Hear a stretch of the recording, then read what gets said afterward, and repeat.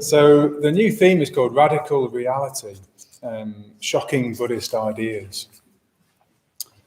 Reality as presented to us by the Dharma, by Buddhism, might and probably ought to seem shocking to us, radical to us, perhaps even shocking. So prepare during this theme to be shocked maybe, or to be challenged, or to be provoked at least, your thoughts to be provoked. Because Buddhist ideas cut right across some modern ways of thinking that we probably just take for granted. We don't realise that that's how we think. It's just that kind of the water that we swim in. Buddhism, when we engage with it, changes our mind. It changes our assumptions and the way we think about the world, and it can turn sometimes our accepted views of the world upside down. And this can be challenging, and we need to be, when we engage with the Dharma, willing to examine our ideas, and examine our assumptions about life, and perhaps change them if we really want to take our practice of Buddhism deeply and effectively. But this can also be liberating. The ideas that Buddhism presents us can liberate us, and that can be exhilarating and exciting. The Buddhist way of looking at things can free us from fear, anxiety, alienation, from meaninglessness, and all the kind of negative thoughts we might get stuck in, all the unnecessary suffering we create for ourselves. The radical ideas of Buddhism will free us from this. So it's liberating as well. So in this series, we're going to be looking at some Buddhist ideas that sometimes might cut across assumptions and views that are in the modern world and might seem shocking, even radical. And we'll be, hopefully asking you if you're willing to try them out for size. A bit like we do on week 1 of the beginner's course, and we say, try these ideas out for size. So that's the invitation, I guess. And I was listening again to a talk I really love from Padmavajra, who's our president and lives down at Padmaloka in Norfolk. And he gave a talk right at the start of the pandemic. It was to men training for ordination about going for refuge to the Buddha, Dharma and Sangha.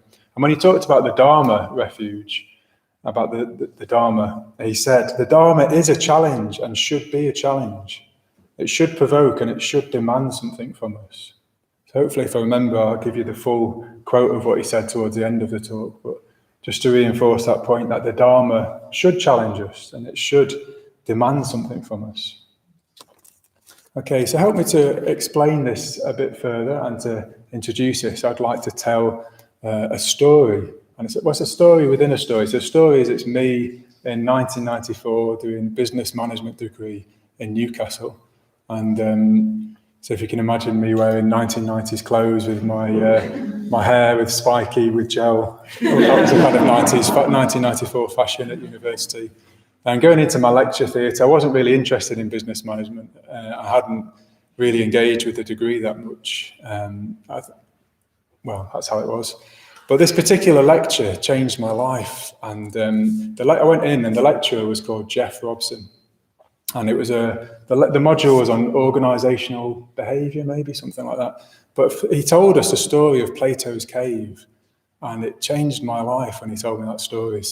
And it seemed very radical and liberating when I heard it. So I want to tell the story to you. So it comes from Plato's Republic, apparently. I've not read, but I want to read it actually today. I thought I must read this, but I've just been told the story by Jeff Robson, who was my lecturer.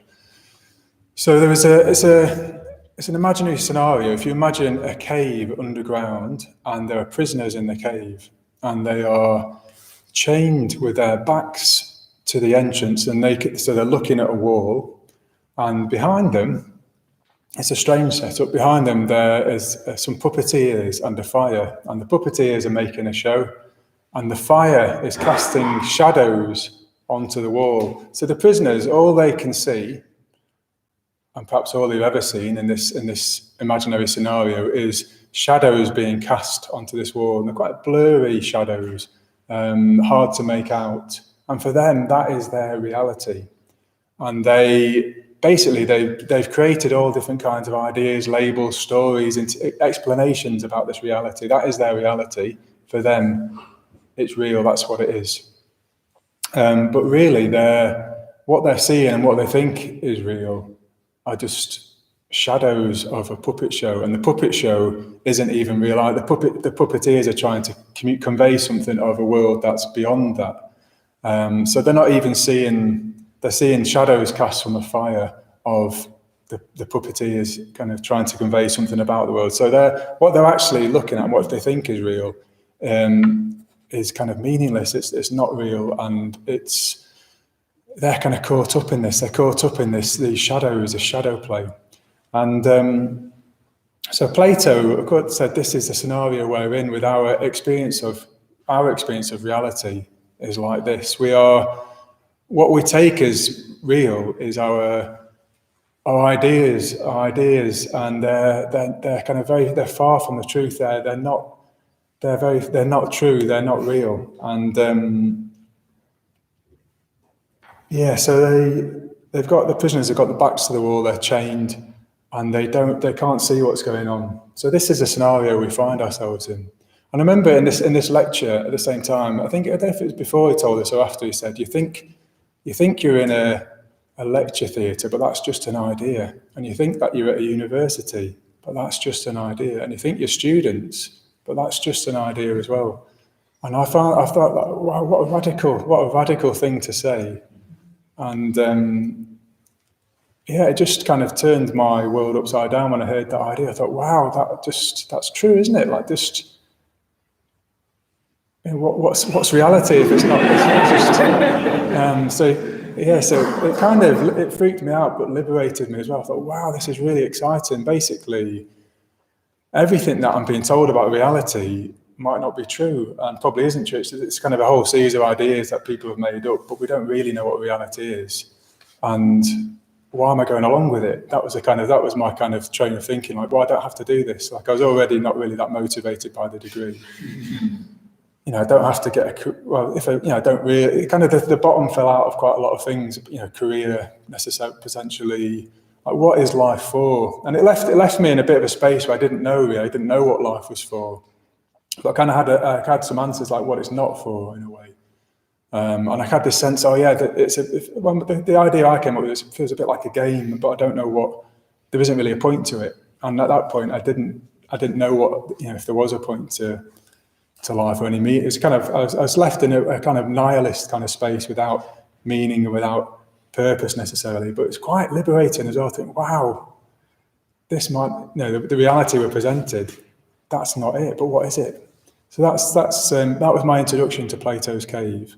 And in that space, this idea, well, we don't really know what reality is. We don't really know, but we're like these prisoners, trying to make out from what we do experience of reality, trying to make sense of it and getting it wrong basically most of the time. And Buddhism tells us a similar thing. We don't understand reality, and because of that, we're deluded. The Buddha said, all worldlings, all kind of unenlightened people. Well, the term he used gets translated as mad. We're mad. It's like, to an enlightened person, the way we behave, the way we understand reality looks mad. It's like delusional. We kind of go around causing ourselves suffering unnecessarily. It's not like it's a cruel thing. We just don't understand, and because of that, we're ignorant. We're not wise. And we cause ourselves suffering, and we don't understand reality. So the Buddhist take on it is very similar to how I understood Plato's Cave.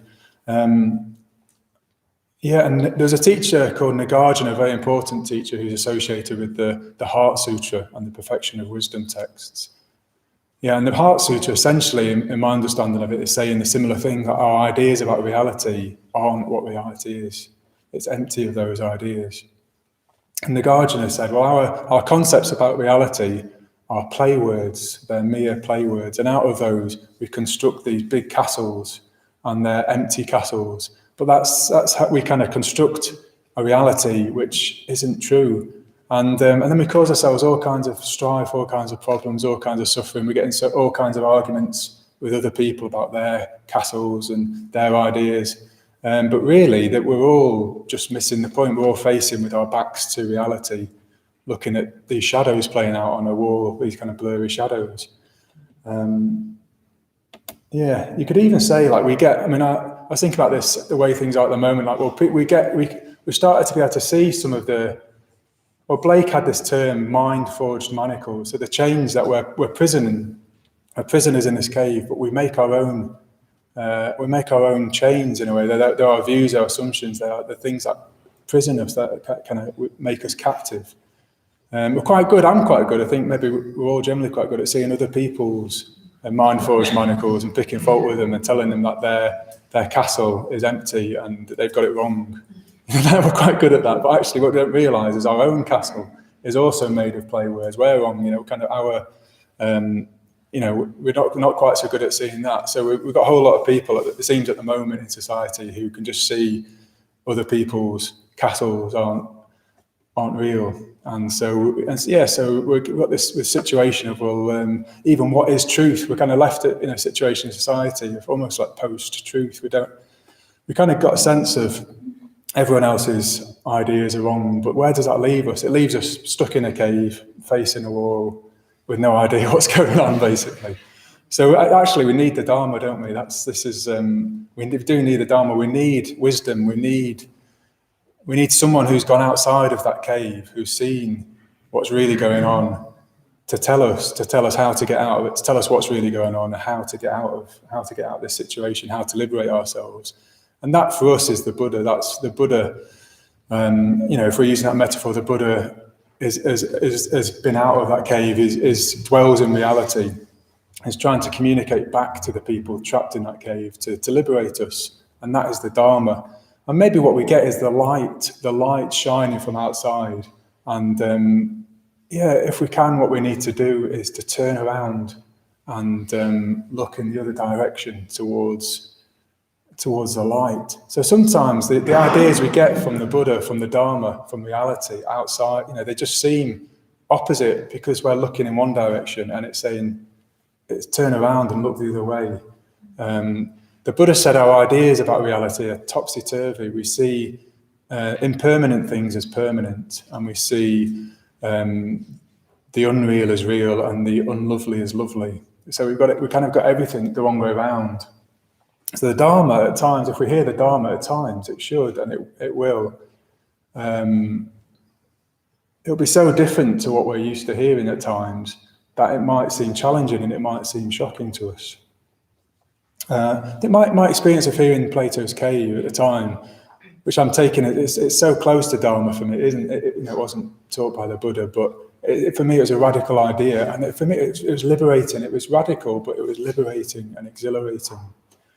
But I found myself not knowing what to do with my life, and I wasn't liberated from all the ideas. I still had a really strong assumption about things like, well, in a way, like making money. I then, the next thing I tried was, the romantic ideal was another big one. Getting, my problems would be solved if I got the right partner was another thing I tried out.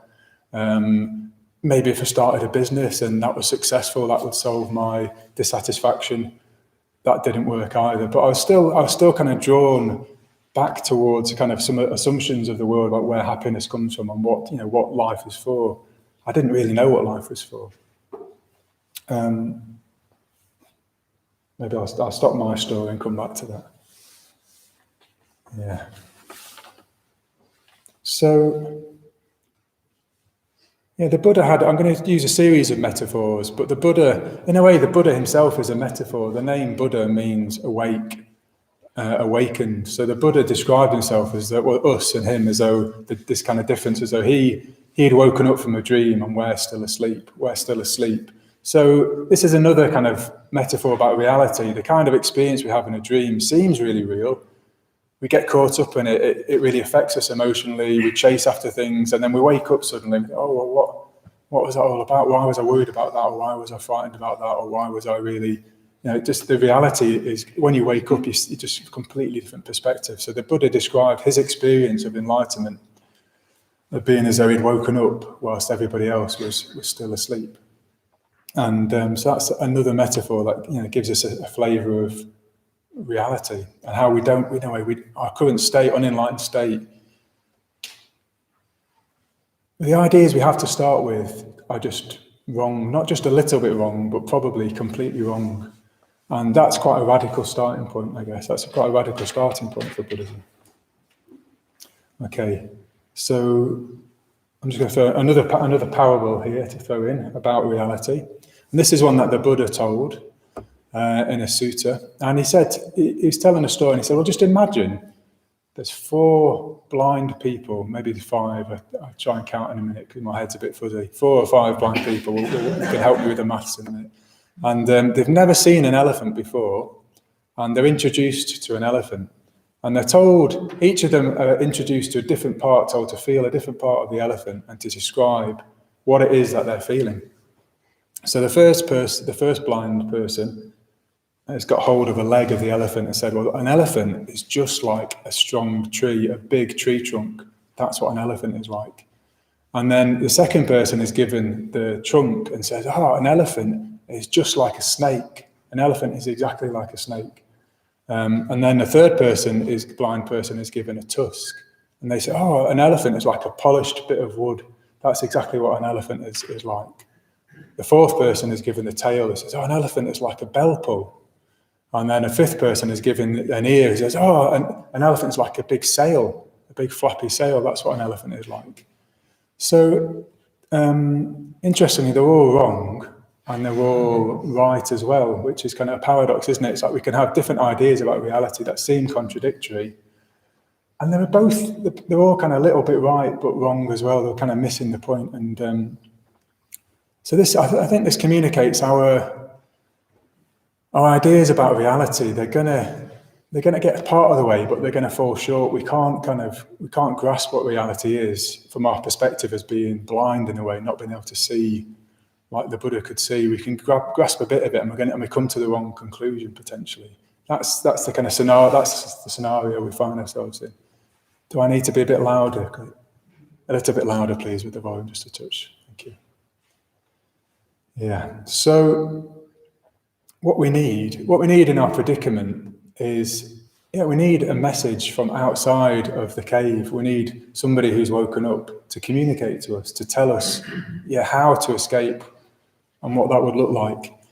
And that we've got a symbol for that in Buddhism, which is the Vajra. The Vajra is a symbol for reality and a symbol for the Dharma, and it's wielded like a weapon. And it smashes through delusion and just destroys wrong thinking. It just cuts straight through it like a diamond, but it's got the power of a thunderbolt. So you imagine, that kind of the shock and awe of like the flash of lightning and a thunderbolt, and then the hurtling power of a diamond cutting through wrong views. So this is the Vajra that is wielded by Padmasambhava, the Vajra Guru. So the Dharma is shocking but liberating. That's, that could be symbolized by the Vajra, the symbol of the Vajra. I've got the Vajra nearby to remind me of that. And at the same time, the Dharma is challenging, but something about the Vajra is comforting as well. It's like how holding a Vajra seems to give strength and power. So the Dharma, actually, the ideas that we're based on, they're not safe ideas. They're not going to provide security for us. But if we're holding on to the Dharma, to the truth, it's going to be dangerous in a way. It's going to break through some of our wrong views and wrong ideas. But actually, it's going to give us something we can rely on, something actually that help us to navigate reality, to make sense of it.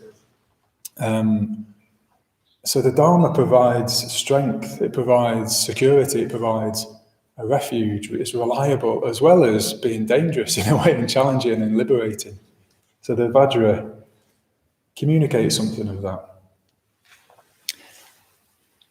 And if we've got, if the message is a Vajra, maybe the messenger is Padmasambhava in this context. Padmasambhava wears a wrathful smile. His gaze is said to be, his eyes are slightly kind of furrowed and intense. He's got this stare, this kind of glare, but he's smiling as well. So he's not kind of angry and he's not threatening. Well, maybe a bit threatening. He's said to be the Vajra Guru. He's the guru that will give you the teaching you need to wake up, not the teaching you want, not the teaching that you would like and would make you feel all nice and happy, but the teaching that you need to hear, because in a way time is short and the situation is urgent. You need to get on with it. We need to get on with Dharma practice. We need to change? If we're not going to change now, when are we going to change? So we need to be told the truth. And so Padmasambhava is the kind of teacher, the Vajra Guru, who will tell us the truth, what we need to hear.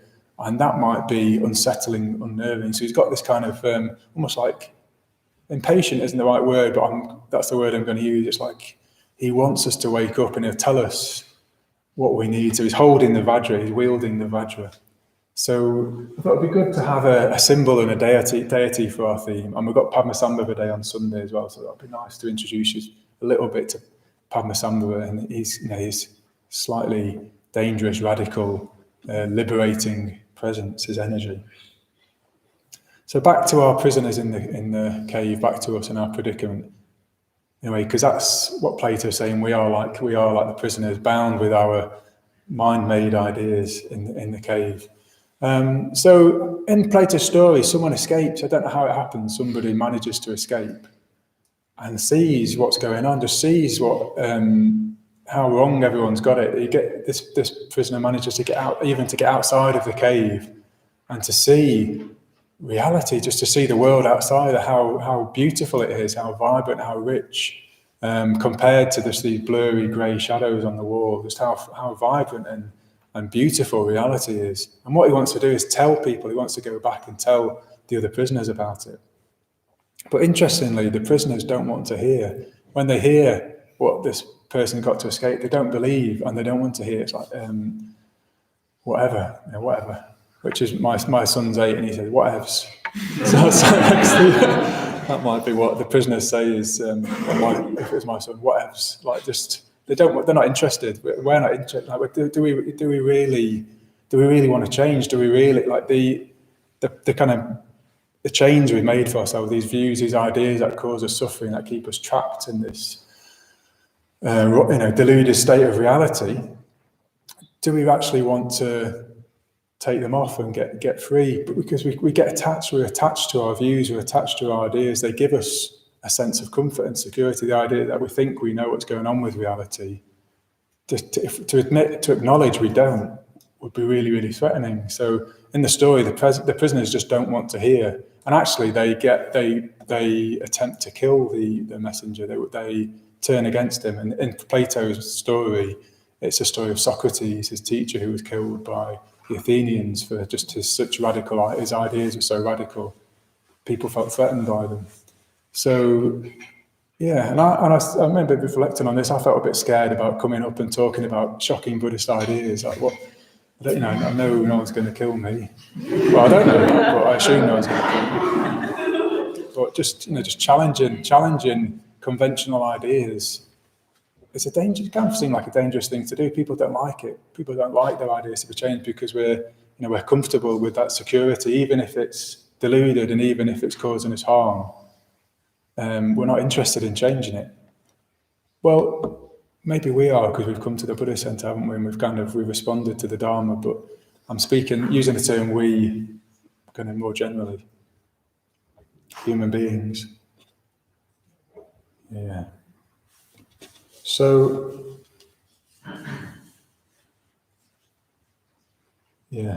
reality is radical and shocking and liberating and exhilarating.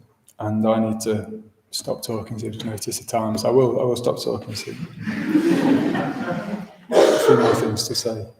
I just thought, I mentioned the light that's shining. So in this cave, and there's light shining from over our shoulder, giving us a sense of something outside of the cave. And some of the prisoners will respond to that. And there's maybe if our ideas fall short and our ideas can't capture reality, we have another faculty which can, and in the Dharma we call this Shraddha. Shraddha sometimes gets translated as faith, but it's not. Faith is misleading. It's almost like something. Well, Sangha actually described it as something what's ultimate in us, responding to what's ultimate in reality.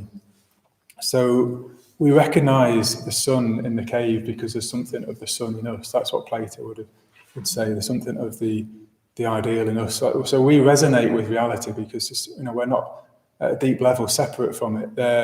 We respond to the truth. We respond to reality, and we get there's a sense of direction, and the direction is away from what the world is telling us, and it's the opposite direction. It's to turn away, turn towards that light, and to move in that direction towards liberation. And it involves admitting we don't know what the hell is going on in a way, which is, and I thought, I feel in that position today. I'm going to talk about reality. I don't know what's going on. So, and there's a teacher called Shunran who said, he came up with a term for this, which was bombu.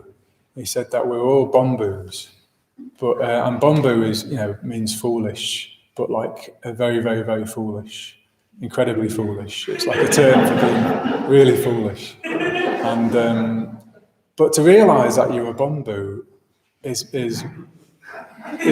very, very big progress. If you realise you're a bombu, that's incredible progress. And Socrates, Plato's teacher, said something along the lines of, "I'm wise because I know nothing." That was what made Socrates wise, was that he knew nothing. And that is, in a way, that's where we need to start. Like, let go of all the shadows, all the ideas of reality, hold them lightly and just accept we don't really know what's going on. We're a bombu. And I think it might have been Amoga Vanksa who came up with adopted the Wombles tune, "Remember you're a bombu." So that could be the theme tune for the series, "Remember you're a bombu." So we know, if we become wise, if we know that we know nothing, we are, we've got it completely wrong. We haven't just got it wrong, we've got it completely wrong. So we need to hold our views lightly. And apparently the poet Keats described this as a negative capability, just realising that we don't know, holding our views lightly. And be receptive to the message of the Dharma, even if it seems challenging, even if at first it's uncomfortable. And I mentioned this quote from Padmavajra in his talk. I'm going to read the rest of it because I think it's really important what he says. And it's him, like sometimes Padmavajra is like Padmasambhava. For me, it's challenging. What he says is true, and I find it challenging. So he said, and this is talking about the Dharma refuge and how sometimes we just turn it into what fits our life now, so we don't have to change. We distort the Dharma and say, well, it's being presented as that can't be right, because that means I have to change my life. So it must mean this, which means I can keep things how I want them to be. So Padmavajra just said, don't distort the Dharma. Sometimes studying Buddhism, you hit something you don't understand, you don't like it. Why did the Buddha say that? Why did Sangha say that? If it's challenging you, maybe you have to look at yourself. Maybe you need to be receptive, need to look at what's wrong with you, what's wrong with your understanding, rather than trying to make Buddhism fit your worldly life. The Dharma is a challenge and should be a challenge. It should provoke and it should demand something from us. So he's given this talk to men who are training for ordination, and I know that you guys aren't all training for ordination or haven't even decided if you're a Buddhist or not, maybe.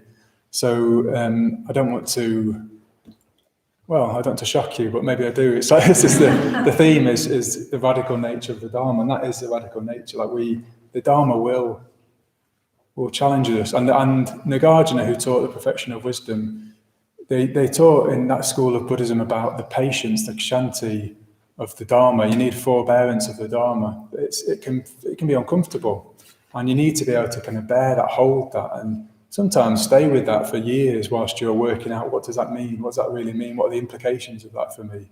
Maybe not acting on it straight away, not rejecting it straight away, just sitting with that discomfort, thinking, well, what does that mean? So there's a forbearance, a kshanti of the Dharma.